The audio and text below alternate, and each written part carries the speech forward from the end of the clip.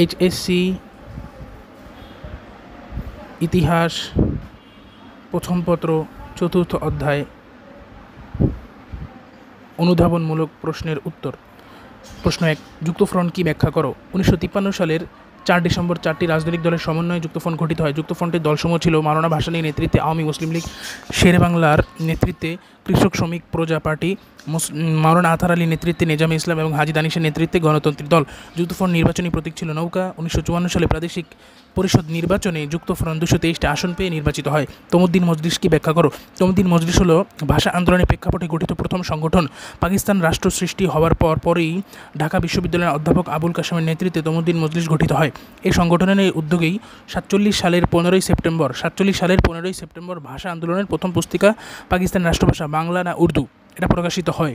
এই সংগঠনের উদ্যোগে ভাষা আন্দোলনকে রাজনৈতিক রূপদানের জন্য রাষ্ট্রভাষা সংগ্রাম পরিষদ গঠিত হয়েছিল। প্রশ্ন নম্বর 3, আন্তর্জাতিক মাতৃভাষা দিবস কি ব্যাখ্যা করো।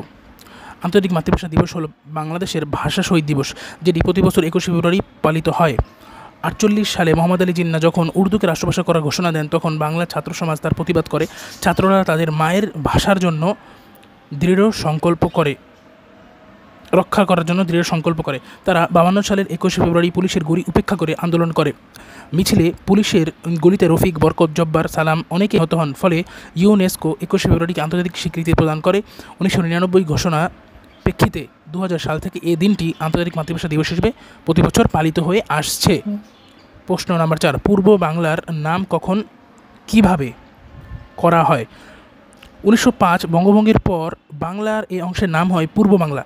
1947 দেশ বিভাগের পর এই অংশের নাম রাখা হয় পূর্ব পাকিস্তান। কিন্তু 52 সালে বাংলা ভাষাকে কেন্দ্র করে 1957 সালের এক প্রতিবাদ সভায় শেখ মুজিবুর রহমান সাহেব পূর্ব পাকিস্তানের পরিবর্তে পূর্ব বাংলা বলে উল্লেখ করে।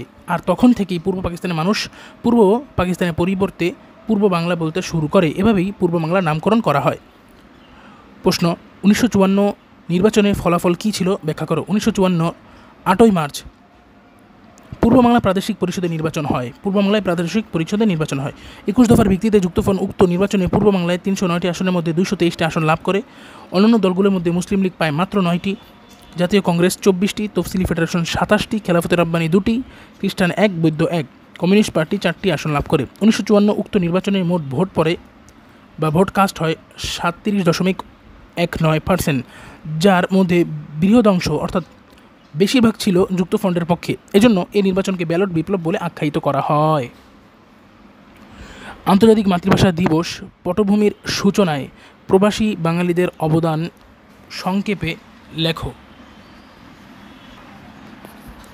আন্তর্জাতিক মাতৃভাষা দিবস পটভূমি রচনায় প্রবাসী বাঙালি বিশেষ করে কানাডা প্রবাসী রফিক এবং জাতিসংঘে কর্মরত হাসান ফেরদৌস এবং রফিকুল ইসলামের সহযোদ্ধা আব্দুস সালামের অবদান অবিস্মরণীয়। কানাডা প্রবাসী বাঙালি রফিক ইসলাম প্রথমে 52 ভাষা শহীদদের আত্মত্যাগের কথা উল্লেখ করে জাতিসংঘের মহাসচিব কোফি আনানকে এই মর্মে একটি পত্র দেন যে 21 ফেব্রুয়ারি যেন মাতৃভাষা দিবস হিসেবে আন্তর্জাতিকভাবে স্বীকৃতি প্রদান করা হয়। তারপর হাসান ফেরদৌস পরামর্শ দিয়ে এই আব্দুস সালাম রফিকুল ইসলামের সাথে কাজ করে আন্তর্জাতিক মাতৃভাষা দিবস অর্জনের পটভূমি রচনা করে।